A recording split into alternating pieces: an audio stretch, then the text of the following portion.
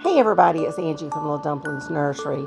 In this video, you're going to see me take a Bountiful Baby silicone head and mix up some silicone with some Thibex to make it a little bit thicker. The reason I was doing this is to repair some pits or little hole areas that were left inside the head after I cut open the mouth. And at the end, I'll explain a little more. This is, we're going to start with mixing color, and I'm going to get some stuff and be talking as we're on the screen working. So I'm starting with a cup that you can get. I got a whole bunch of them off of Amazon for mixing things. It's just a plastic cup. It's got measurements on it if you need those. I like to cut mine down so that I'm working with more shallow of a cup so that I can get down in there when I mix and see what I'm doing. If I were to be mixing up a large amount of something, then I would need the whole cup, but I'm not. So let me cut this down for myself. So I've got that. And then I have in my supplies that I will be working with today, I have some Part B Smooth On from Psycho Paint that I'm using up the rest of. And I have the Part A in my squirt bottle. And I'm using Silk Pig, and I've got colors of red, white, and flesh. And I've got some toothpicks. I've got some little... these are actually coffee stirrers. I like them because they're thin. But I also have the popsicle stick size ones. I have some paintbrushes that I got off of Amazon really cheap. They have the little nylon bristles. These are great for using and throwing away when you're done. So what we're going to start with is we're going to start with the Part B. I'm going to put some in my container, and I just eyeball it. I don't weigh things or use... some people use syringes and squirt out so many mLs, and you can do all that. I've just gotten over the years where I've gotten used to just doing it by eye. So that's my Part B that I'm going to start with. Get a little bit more. Alrighty. And then to that, I'm going to start adding my coloring. This is a pink baby silicone. It is an opaque pink. So if you look at my Silk Pig flesh tone, it's more orange than the baby is. So I need to add some white to that to make it more creamy. And to make it a little more pink, you can use the red, but you have to, this red is very, very, very intense. So I have found that you cannot add much red at all. Or you will wind up with a lot of color. I can't tell you how many times I have mixed and thrown it away when using red and had to start over. So if you do, just be prepared. That's just the way of it. I've already stirred this up before we started because I actually tried mixing some before we started, and I didn't like the color that came out. So this is actually my second try. But I'm just going to barely tip my toothpick in there. I mean, like that. You can't even hardly see that color. And I'm barely going to stick that on my silicone. And I'm going to start with that. I'm going to lay my toothpick here because it still has some color on it. And I might dip it back into this again. It will not go back in the Silk Pig because the Silk Pig, the toothpick now has some silicone on it. So I don't want to contaminate my Silk Pig. But right there's that red I put in there. I'm going to start stirring it. And I don't know if you can see that. It just barely tinted it. So let me give it just a tint more. So I just put another little speck in there.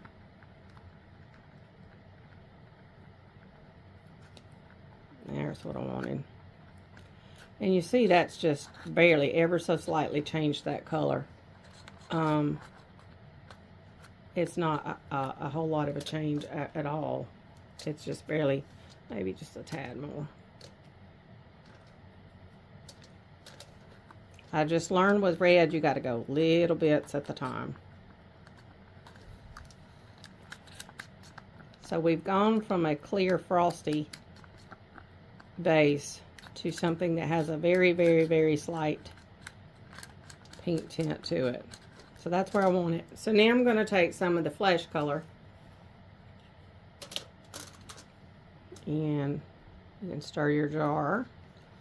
And then just get you some on the end to work with.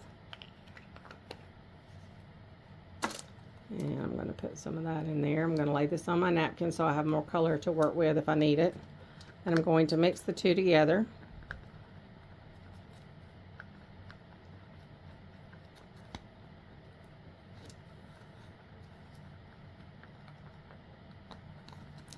I have to look at what I'm doing, I'm sorry, to make sure I get all that. If you don't get all that color pigment mixed in there and you have a blob of it stuck in one area, then when you go to paint, that area that's so saturated with color will not cure right. So you want to make sure it's all mixed up very well.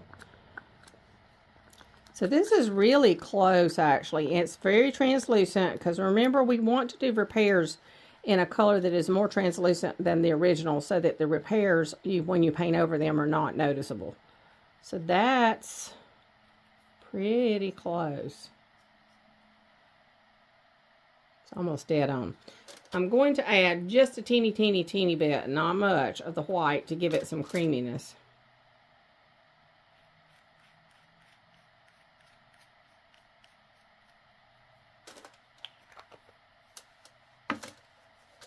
So I'm going to take and put just, I don't even know if I want, let me go over here where there's just a teeny bit. I just put a little dab of that in there. And that's going to decrease your translucency and add a little bit of a creaminess to it. So you don't want to use too much white because you don't want to lose your translucency altogether. But I'm going just a little closer to the base color of the baby.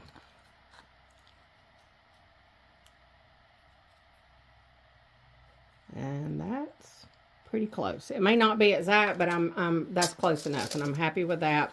So now I'm going to add my part A to that. So you can take and kind of scrape it. I guess my hand's in the way. I'm sorry. I'm not used to doing this on camera. I'm just trying to do what you can take it and scrape it down together into a little pool so you get a better idea of what you've got, how much you've got.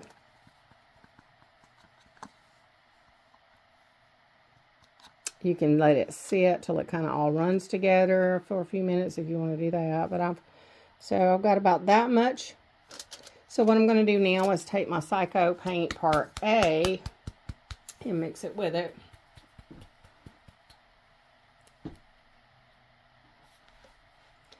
And what I do, I have mine in a squirt bottle. Can you see how that's kind of all run together now so you can see more about how much you've got? To get this in the camera here, sorry. There you go.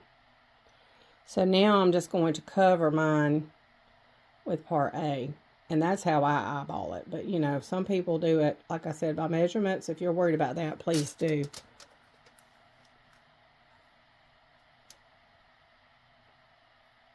And I'll let that run a minute until I see. That looks about right. Alrighty, so now what I'm going to do is stir that together. Now, once you've added the other part and you've already activated it, this is going to start immediately be activated. So your time clock has started now. So you see, once I added the part A to that made it more translucent. And with it being more translucent, it's very close to my baby's color. So very, very good closeness. All right. Now this is where you could use this like it is and do, you know, whatever you want to do. Smooth out your lips inside, things like that. Because I'm going to be starting with applying this to the back of the throat and trying to mold the back of my baby's mouth so that it's more rounded and smooth. That's the first step I do. I want mine to be a little thicker. So this is where I get my Thivex and I add a drop.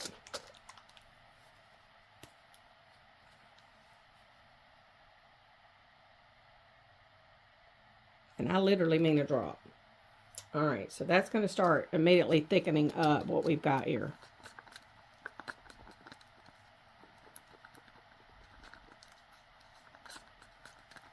Now, if I wanted it to be, you know, look at that. See that? It's immediately thickening it up. if I want it to be thicker, what I can do is as it sits for a few minutes, it gets thicker. The longer it sits, the faster it's going to, this is going to make it cure a little faster. So that's pretty thick. And like I said, if you add too much Thivex, if you go back and put that second drop in it, like if you're sitting here going, I'm, you know, pretty close here, you can run the risk of it not curing. That's where I want it. So see that because it's going to get thicker as it sits here for a few minutes. And then this is where I've got my brush. I'm going to take a little paint well and put me just a little bit of Novox in it, just to rinse my brush in.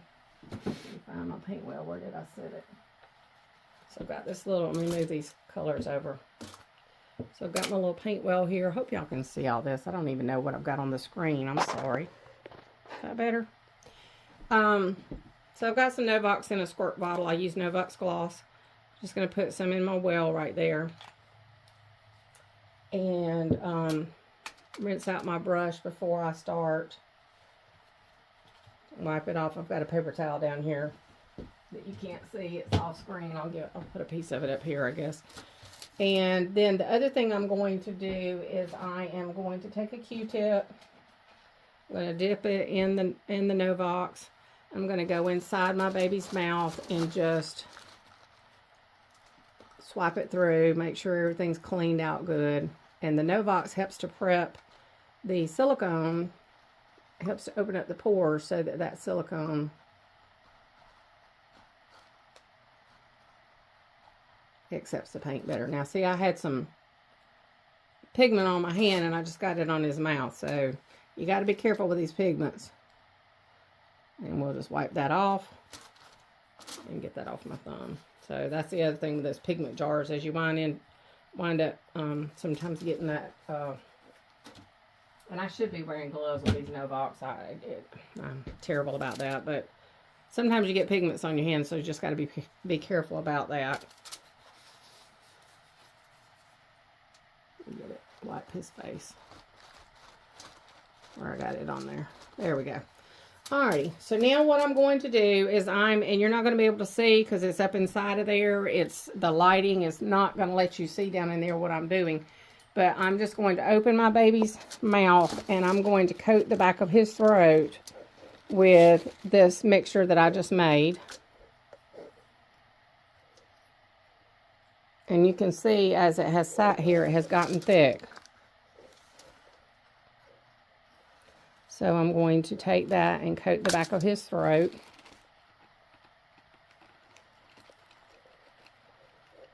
And silicone is self-leveling. So that is one thing. I may have a little bit too much right there. And I'm going to get over here where I can see what I'm doing. I don't know if you're going to be seeing at all what I'm doing, but...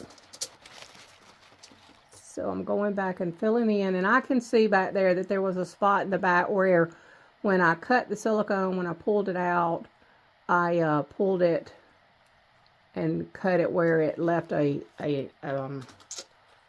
a hole, but a pit, an indentation, whatever. So it's not smooth back there. And I want the back of his throat to be more smooth.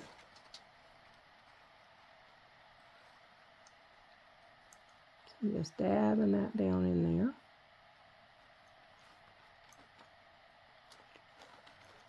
And I'm just kind of painting the cheeks and whatnot and the tongue area just to kind of smooth everything down. And once again, I'm sorry you can't see what I'm doing, but I'm just going to have to take my word for it. This is one of the reasons I was a little hesitant to do this, is it's really hard to explain and do it and show it all at the same time. And I don't have the proper lighting to where you can see all that. All right, let me get back up in there.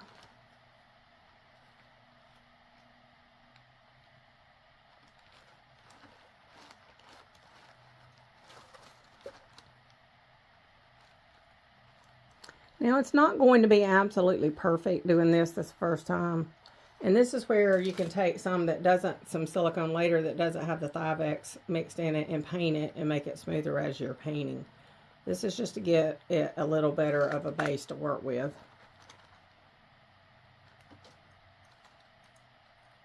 That looks pretty good, actually. I think I did get it. All right, so at this point, what I'm going to do is I'm going to take my napkin and wipe off what was left on my brush. I'm going to dip my brush in my Novox, and I'm just going to smooth out all around the lips where that got up around the edges where I was painting, so that those are smooth. And then I'm going to take a little piece of a wedge here and dip that in my Novox and just clean around the outside of his mouth.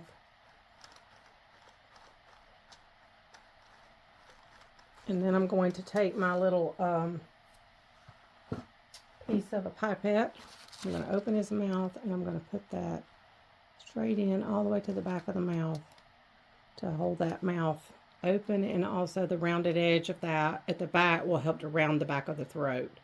And then once this cures, which will take about 3 hours, then I can pull this apart carefully and pop this out, because it won't be permanently, it'll stick to it, but it won't be permanently cured to it or fixed to it, because silicone will peel right off of plastic.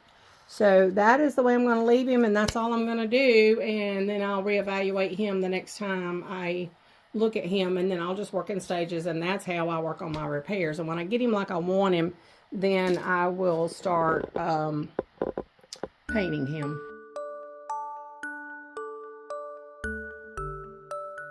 Once the repair I just demonstrated had cured, I went back and mixed some tinted Part A and Part B with no Thivex and poured it into the back of the throat and flooded the mouth so that it would cure smooth and have a nice appearance.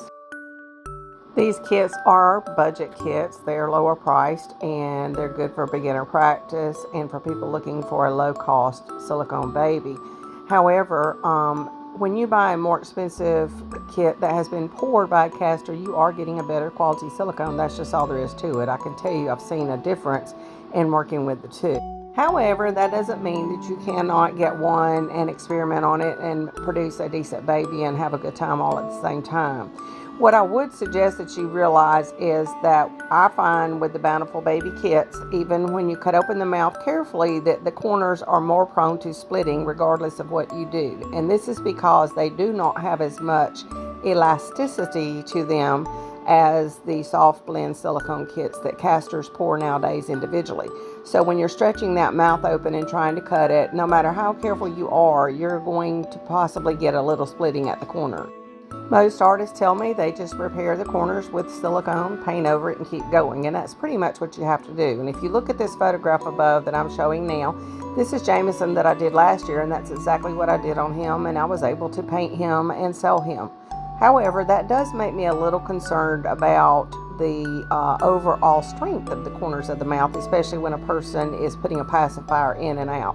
So it is risky business cutting the mouth open on kits to begin with, and definitely on a kit like this that is less elastic in the way it stretches. In conclusion, I'm not discouraging anyone from buying a Bountiful Baby kit to paint. If you wish to open the mouth, just be aware of possible issues that may arise and be sure you repair them well.